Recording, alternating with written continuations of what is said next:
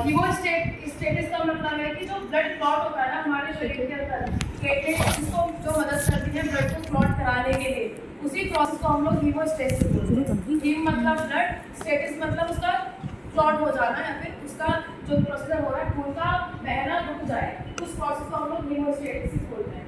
अगर खून जो हमारा बह रहा है वो ना रुके तो काफ़ी प्रॉब्लम्स हो सकती है, मतलब हमारे शरीर में खून की कमी हो जाएगी।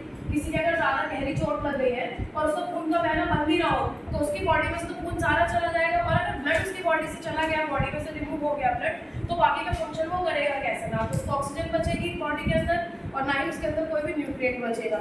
इसलिए ब्लड को बहुत ज़्यादा इंपॉर्टेंट कंपोनेंट माना जाता है। उसी के रुकने का एक प्रोसेस होता है आपका, फिर हम कह सकते हैं कि जिस तरीके से रुकता है हमारा ब्लड, तो पूरा जो प्रोसीजर है वो कैसे होता है। हीमोस्टेसिस को हम लोग ऐसे डिफाइन कर सकते हैं कि जब हम लोग ब्लीडिंग को स्टॉप करते हैं, ब्लीडिंग का बहना यानी ब्लड का बहने को स्टॉप करने के प्रोसेस को हम लोग हीमोस्टेसिस बोलते हैं।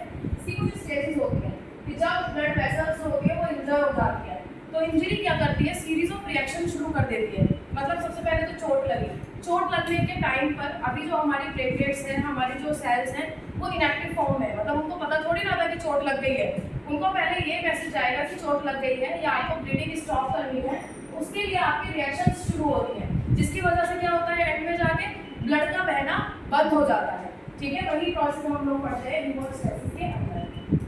अब स्टेजेस कौन कौन सी होती है? सबसे पहले होता है हमारा वैसोकंस्ट्रिक्शन, फिर उसके बाद प्लेटलेट्स प्लग फॉर्मेशन और फिर हो जाता है कोगुलेशन। वैसोकंस्ट्रिक्शन का मतलब क्या है कि जैसे कि कहीं पर चोट लगे, ठीक है, जो हमारी वेसल्स हैं वो थोड़ी सी श्रिंक हो जाएगी जिससे कि ब्लड का बहना कम हो जाए, ठीक, उसको बोलते हैं वैसोकंस्ट्रिक्शन। फिर उसके बाद जो प्लेटलेट्स है हमारी, प्लेटलेट्स एक्टिव हो गई, प्लेटलेट्स के साथ साथ WBCs भी एक्टिव होती हैं। WBCs इसलिए एक्टिव होती हैं क्योंकि जब कोई भी एरिया है वहाँ पर इंजरी हो गई है, कट लग गया है, तो चांसेस क्या होते हैं कि एयर के साथ साथ बहुत सारे माइक्रोब्स के एंटर करने के चांसेस बढ़ जाते हैं, जिसकी वजह से ब्लड के अंदर कंटामिनेशन होने के चांसेस बहुत हाई हो जाते हैं। उस चीज़ को स्टॉप करने के लिए हमारे WBCs फंक्शन करती है। ठीक है, WBCs का ये काम हुआ, और वहीं पर ही हमारी प्लेटलेट्स भी एक्टिव हो जाती हैं। प्लेटलेट्स जब एक्टिव होती हैं तब वो कुछ फैक्टर्स को क्या करती जाती है, एक्टिव करती जाती है। बॉडी के अंदर ये सारे फैक्टर्स प्रेजेंट पहले से ही होते हैं, बट वो सारे हमारे इनएक्टिव फॉर्म में प्रेजेंट होते हैं। जैसे ही चोट लगी, चोट लगने के बाद एक फैक्टर एक्टिव होगा, वो फैक्टर जो एक्टिव हुआ है वो दूसरे को एक्टिव करेगा, दूसरा फिर तीसरे को एक्टिव करेगा, एक दूसरे को एक्टिव करते हैं चैन की फॉर्म में, और एक्टिव करने के बाद लास्ट में ब्लड कोगुलेशन कर देते हैं, जो कि हमारा थर्ड स्टेप है। तो हमने फर्स्ट वैसोकंस्ट्रिक्शन, हमारी वेसल्स में कॉन्स्ट्रिक्शन हो जाता है। सेकंड में हमारी जो प्लेटलेट्स है वो चिपकना चालू कर देती है जिससे कि नेट लाइक स्ट्रक्चर बन जाए, ब्लड का बहना बंद हो जाए, तो प्लग फॉर्मेशन कर देती है। थर्ड आपको क्या हो जाता है, ब्लड का कोगुलेशन हो जाता है। अब ये डायरेक्ट नहीं होगा, हमारी रिएक्शंस चलती है। एकदम इंजरी हुई, ब्लड वेसल कॉन्ट्रिक्ट हुई, उन्होंने क्या किया, डिक्रीज कर दिया, जो ब्लड लॉस बहुत ज़्यादा हो रहा था उसमें ब्लड लॉस को उन्होंने कम कर दिया, जिससे कि पिचकने के बाद जो आपकी वेसल्स हैं अगर वो पिचक जाएंगी तो उनमें से कम ब्लड निकलेगा, कम वेस्ट होगा, इसलिए वो पिचक जाती है, तो ब्लड जो लॉस है वो इंजरी हमारी कैसे हो जाती है, कम हो जाती है। अब जो हमारी ब्लड वेसल्स है जहाँ से कटी है तो एंडोथेलियम हमारा डैमेज हुआ है, कोलेजन जो होगा वो एयर के कांटेक्ट में आ चुका है। अब प्लेटलेट्स क्या करेंगी, ये जो कोलेजन है उसके ऊपर चिपकना शुरू कर देगी। हमारी जो प्लेटलेट्स हैं एक्टिव होने के बाद स्किन, सपोज यहाँ से कुछ कट लगा है, ठीक है, कट लगने के बाद हमारा जो कोलेजन है, जो ऊपर सरफेस पाई जाती है कोलेजन की, ये जो लेयर है एयर के एक्सपोज में आ गई, इसी कोलेजन के ऊपर हमारी जो प्लेटलेट्स हैं वो जाल बनाना शुरू कर देते हैं, स्टिकी हो जाती है और यहाँ पर चिपक जाती है, जिससे कि रास्ता ना मिले ब्लड को बाहर निकलने के लिए। वो वाला प्रोसेस बताया गया है। अब जो एक्टिवेटेड प्लेटलेट्स है ये क्या सीक्रेट करती है, सेरोटोनिन, जो कि अदर वैसोकंस्ट्रिक्टर सब्सटेंसेस होते हैं, जिसकी वजह से क्या होता है, आपकी जो ब्लड वेसल्स है उनमें कंस्ट्रिक्शन होना शुरू हो जाता है, वो थोड़ी और पतली हो जाती है, जिससे कि ब्लड और कम बहना शुरू कर जाए। अब क्या होता है, जो चिपकन है प्लेटलेट्स की, ये क्या कर देती है, ये हमने बताया, ये इसकी वजह से होती है, ये विल-ब्रेंट फैक्टर की वजह से होती है। आप अभी आगे अलग अलग फैक्टर्स पढ़ोगे, डिफरेंट फैक्टर्स पढ़ते हैं ना हम लोग 11th में, जो हमारे फैक्टर्स हैं ब्लड क्लॉटिंग वाले, उनमें से उनका सेकंड नाम है ये, ठीक है, उसमें से एक फैक्टर का सेकंड नाम है विल-ब्रेंट फैक्टर। ये जो फैक्टर है हमारे ब्रिज की तरह काम करता है ग्लाइकोजन प्रोटीन के साथ, जो कि सरफेस के ऊपर रहता है कोलेजन फाइब्रिन के साथ। अभी हम लोग फैक्टर्स देख रहे हैं कौन कौन से, पहले फैक्टर से दिखा देंगे। जैसे हमारे फैक्टर्स है, फैक्टर 1 फाइब्रिनोजन, फैक्टर 2 फिब्रिनोजन भी बोलते हैं, फैक्टर 2 प्रोथ्रोम्बिन, फैक्टर 3 थ्रोम्बोप्लास्टिन जिसको टिश्यू फैक्टर भी बोलते हैं, फैक्टर 4 हमारा कैल्शियम है, फैक्टर 5 हमारा लेवाइन फैक्टर है, फैक्टर 6 इसकी प्रेजेंस अभी तक भी प्रूफ नहीं की गई है कि ये पाया जाता है या नहीं पाया जाता है। जैसे मैकेनिज्म है उसके अकॉर्डिंग तो होना चाहिए, बट उसका अभी कोई भी प्रूफ नहीं कर पाया, उसका कोई भी एक्सपेरिमेंटल प्रूफ नहीं दे पाया कोई साइंटिस्ट, तो इसका मतलब भी प्रूफ कोई नहीं है। और 7 जो है हमारा वो स्टेबल फैक्टर होता है, 8 हमारा एंटी हीमोफिलिक फैक्टर या फिर एंटी हीमोफिलिक ग्लोबुलिन भी हम इसको बोलते हैं, 9 हमारा क्रिसमस फैक्टर, 10 हमारा स्टुअर्ट पावर फैक्टर, 11 होता है प्लाज्मा थ्रोम्बोप्लास्टिक एंटीसेंट फैक्टर, और आपका 12 है हेगमैन फैक्टर, और 13 है फिब्रिन स्टेबलाइजिंग फैक्टर। हम लोग जनरली बोलते हैं ना कि 12 फैक्टर्स पाए जाते हैं, 12 हम इसलिए बोलते हैं क्योंकि जो एक ये वाला फैक्टर है जिसका अभी तक भी कोई प्रूफ नहीं है उसको कई बार काउंट नहीं करते हैं क्योंकि उसका कोई भी प्रूवन तो मिला नहीं है। बट जब हम लोग मैकेनिज्म आगे अभी पढ़ेंगे उस मैकेनिज्म के अंदर हमें दिखेगा कि ये जो साइकिल चल रही है, ये जो पूरा प्रोसेस चल रहा है, ये एक फैक्टर दूसरे फैक्टर से बिल्कुल कोरिलेट करता है। बिना फैक्टर्स के ये चीज़, ये जो हमारा पूरा प्रोसेस है ब्लड कोगुलेशन वाला, ये कंप्लीट हो ही नहीं पाएगा। तो ये तो आपके हुए फैक्टर्स आ जाते हैं वापस पीछे में। अब जो हमारी प्लेटलेट्स है वो चिपक चुकी है कोलेजन की वजह से, जो कि रप्चर हो गया था, और ये सीक्रेट करती है हमारा एडीपी और थ्रोम्बोएक्सेन जो कि हमारा ए से होता है। ये जो दो सब्सटेंस है ये अट्रैक्ट करते हैं ज़्यादा से ज़्यादा प्लेटलेट्स को।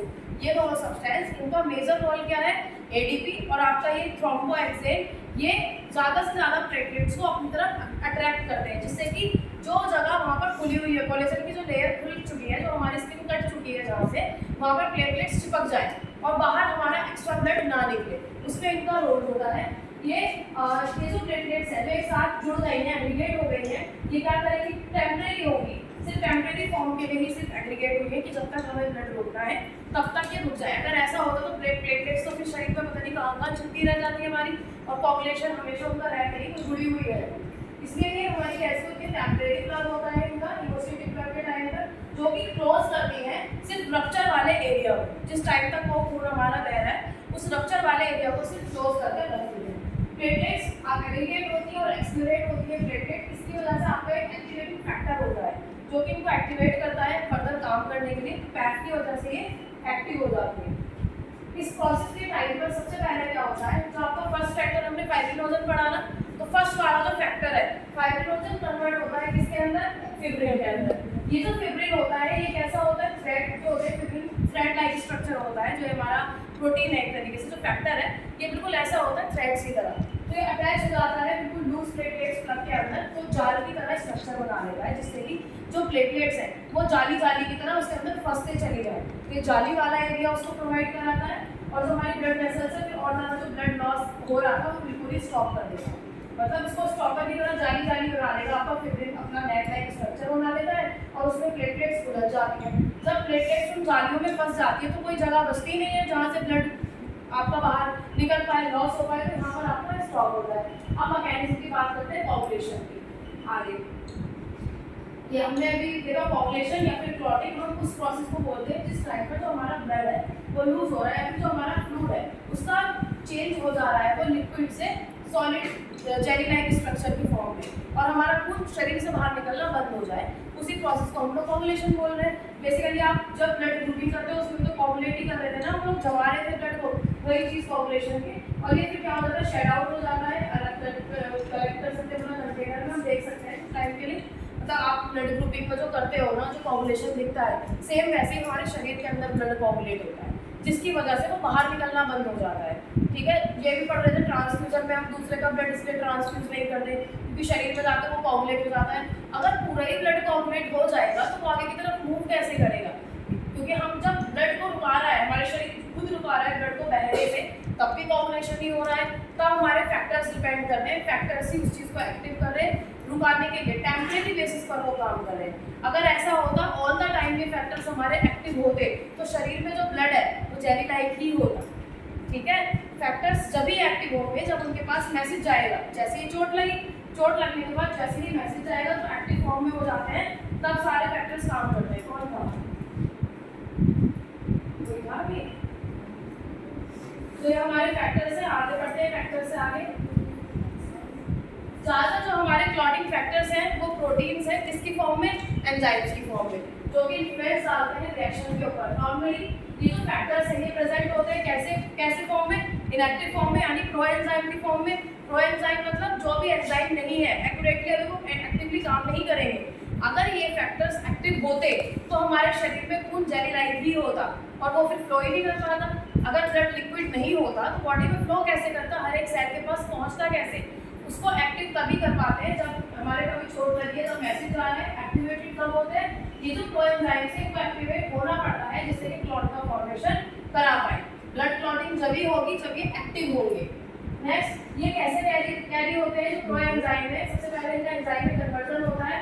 ये सीरीज हमारी एक्टिव फॉर्म में कैसे आती है? पहले एक सीरीज एक्टिव फॉर्म में आएगी, फिर दूसरा हमारा एक्टिव फॉर्म में आएगा, फिर तीसरा एक्टिव फॉर्म में आएगा और धीरे धीरे ये हमारे एक्टिव होते चले जाते हैं और ब्लड का कोगुलेशन हो जाता है। क्या होगा? हमारा सेरोटोनिन कराता है ना एक्टिव। अभी बोला था तो सीरोटोनिन सबसे पहले आता है ना। सीरोटोनिन में सबसे पहले वैसे मैं हार्मोन बोल रही हूँ ना, हार्मोन ही तो है सीरोटोनिन। अभी फर्स्ट स्लाइड में आपका आया था कि सीरोटोनिन एक्टिव करा रहा है फिब्रिनोजन, फिर फाइब्रिनोजन फिब्रिन में चेंज कर रहा है, वही चीज। पर मुझे पता है तुम ये नहीं बोल रही, तुम बोल कुछ और है। नहीं मैं पूछ रही थी, उनसे कंफर्म कर रही थी। और इनको पता ही नहीं क्योंकि उसको तो जम्बाई आ रही है। मैम जम्बाई है नहीं, हाँ वो जम्बाई ले चुकी लोग आ तू अगले इंपॉर्टेंट टॉपिक है, बहुत इंपॉर्टेंट टॉपिक है। इसमें से एमसीक्यूज काफी आते हैं, ठीक है? आपके इंटरनल में भी एक्सटर्नल में भी इस टॉपिक से काफी क्वेश्चन पूछ जाते हैं। और अगर कोई कॉम्पिटिटिव की तैयारी भी कर रहा है तो में से कर लेते हैं नीट की तैयारी, उसमें काफी आते हैं इसके क्वेश्चन।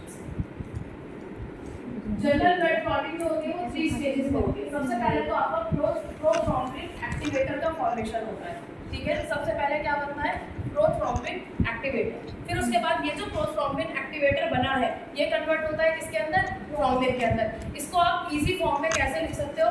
सबसे पहले आप लिखो प्रोथ्रोम्बिन एक्टिवेटर, एरो लगा के लिखो थ्रोम्बिन और फिर उसको एरो लगा के लिखो फाइब्रिनोजन और फिर लिखो फाइब्रिन।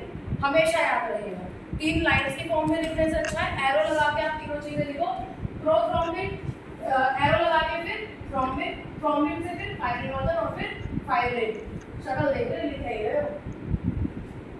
हाँ लिख लो, एग्जाम में ये काम आते हैं। पहले प्रोथ्रोम्बिन बन रहा है, प्रोथ्रोम्बिन किसमें कन्वर्ट हो रहा है? थ्रोम्बिन में। और थ्रोम्बिन किसमें कन्वर्ट हो रहा है? फाइब्रिनोजन और वो फाइब्रिन में। ये पॉइंट याद रखना है। अब देखिए कितना नंबर पढ़ोगे, देखो कैसे समझ में आता है। ब्लड क्लॉटिंग जो होती है वो सबसे पहले फॉर्मेशन करती है जिस चीज का, उसको हम लोग प्रोथ्रोम्बिन एक्टिवेटर बोलते हैं। मतलब हमारा प्रोथ्रोम्बिन एक्टिवेट हुआ, प्रोथ्रोम्बिन एक्टिवेटर ने क्या कर दिया? प्रोथ्रोम्बिन को थ्रोम्बिन में कन्वर्ट किया, जो आपको अभी मैंने एरो करके लिखवाया वही सेम चीज बता रहे हैं। इसका फॉर्मेशन इनिशिएट होता है किसकी वजह से? जो आपके व्हाइट ब्लड सेल्स हैं वो भी एक्टिव हो जाएंगी, उनकी वजह से। नेक्स्ट आपका जो फॉर्मेशन है प्रोथ्रोम्बिन एक्टिवेटर का, ये 2 पाथवेज से होता है। अब आपके पाथवेज आप पढ़ोगे इंट्रिंसिक और एक्सट्रिंसिक। 2 पाथवेज आते हैं इसके क्लॉटिंग के अंदर आपके, इंट्रिंसिक एंड एक्सट्रिंसिक। यहाँ से पढ़ने से अच्छा है मैं डायरेक्ट आप लोगों को ना ये पढ़ा दूँ, ठीक है? वो थ्योरी पढ़ने से अच्छा है हम लोग इस चार्ट को पढ़ते हैं। चार्ट को बिल्कुल ध्यान से देखिएगा। सबसे पहले हम लोग एक्सट्रिंसिक वाला लेते हैं, इंट्रिंसिक वाला लेते हैं हम लोग। सबसे पहले क्या हुआ? टिश्यू हमारी डैमेज हुई, ठीक है? कोलेजन एक्सपोजर आया, टिश्यू डैमेज हुई, यानी कहीं पर कट लग गया और वो डायरेक्ट इसके एक्सपोजर में आ गई, कोलेजन के एक्सपोजर में आ गई। नेक्स्ट हमारा क्या होगा? ये हमने स्टार्टिंग में पढ़ा था ना, कैल्शियम और एचएमडब्ल्यूकाइनोसिन जो है हमारा एक्टिव हो जाता है, जिसकी वजह से क्या हुआ? जो ये है आपका 12 वाला एक्टिव हुआ, ये अभी इनएक्टिव फॉर्म में था 12। जब ए इसके पास लिखा हुआ है, इसने क्या कर दिया? एक्टिव कर दिया इसको, तो ये आ गया हमारा एक्टिव फॉर्म में। इसने एक्टिव किया किसको? 6 वाले को। 6 इनएक्टिव फॉर्म में 11 वाले को दिमाग में 6 चल रहा। 11 वाले को क्या किया? अभी इनएक्टिव फॉर्म में और इसको किसने किया क्या? एक्टिव फॉर्म में। अब आपका 11 वाला जो है वो 10 को करेगा या 9, अरे यार 9 वाले को, 9 वाले ने क्या किया? 9 वाला एक्टिव हो गया, 9 करेगा आपका 10 को, मतलब उल्टी सीरीज चल रही है 10 11 और आपका 10 9 ऐसे वाले आपकी पूरी उल्टी सीरीज चल रही है, जिसकी वजह से अभी जो हमने प्रोथ्रोम्बिन वाला पढ़ा ना, यहाँ जाके हुआ है हमारा प्रोथ्रोम्बिन एक्टिवेट, ठीक? ये तो हो गया आपका कौन सा? इंट्रिंसिक, ठीक? एक्सट्रिंसिक वाले में देखिए टिश्यू ट्रॉमा हुआ, टिश्यू में टिश्यू ट्रॉमा हुआ, टिश्यू के अंदर क्या हुआ? थ्रोम्बोप्लास्ट पाया जाता है, एंडोथेलियल सेल में हो रहा है, और ये वाला जो आपका एक्सटेंसिव वाला टिश्यूज के अंदर हो रहा है। ये डिफरेंसेस हो रहे हैं। ये किसके अंदर हो रहा है? एंडोथेलियल के अंदर, और ये होता है हमारे टिश्यूज के अंदर। जब टिश्यू के अंदर कोई डैमेज हो जाए, टिश्यू डैमेज होने के बाद क्योंकि उसके पास थ्रोम्बोप्लास्टिन पाया जाता है, थ्रोम्बोप्लास्टिन के साथ साथ हमारी जो सेल होती है वो ग्लाइकोप्रोटीन और फॉस्फोलिपिड्स की बनी होती है, तो वो दोनों चीजें भी प्रेजेंट है। इसलिए क्या किया, जो सेवंथ वाला हमारा फैक्टर है, सेवंथ वाले ने एक्टिव किया किसको? 10 वाले को एक्टिव फॉर्म में कन्वर्ट कर दिया। 10 एक्टिव हो गया तो फिफ्थ वाले की मदद से जो हमारा डायरेक्ट फिफ्थ है, फिफ्थ प्रोथ्रोम्बिन को एक्टिवेट कर सकता है, या तो डायरेक्ट या फिर ये वाला पाथवे के थ्रू से कर सकता है, या तो 7 वाला हमारा 10 को एकदम एक्टिव करेगा तब प्रोथ्रोम्बिन बनाएगा। दोनों ही कंडीशन में पहले बनता है हमारा प्रोथ्रोम्बिन, बनने के बाद ये जो प्रोथ्रोम्बिन है